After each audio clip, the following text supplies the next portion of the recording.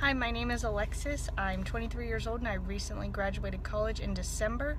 I'm going to be starting my first post-grad job in 2 weeks, so everything's getting pretty exciting for me. There was a time where it looked like I wasn't going to make it to this point.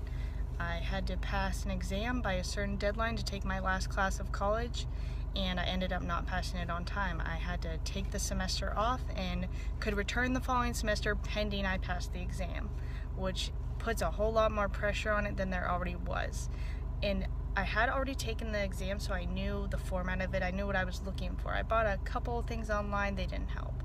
I ended up taking the test again, I failed again. So I had one more chance to take it before school would start back up again. I found the exam-like practice test online.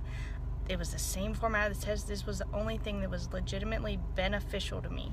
And I passed the next time with flying colors, went back to college, and here I am now.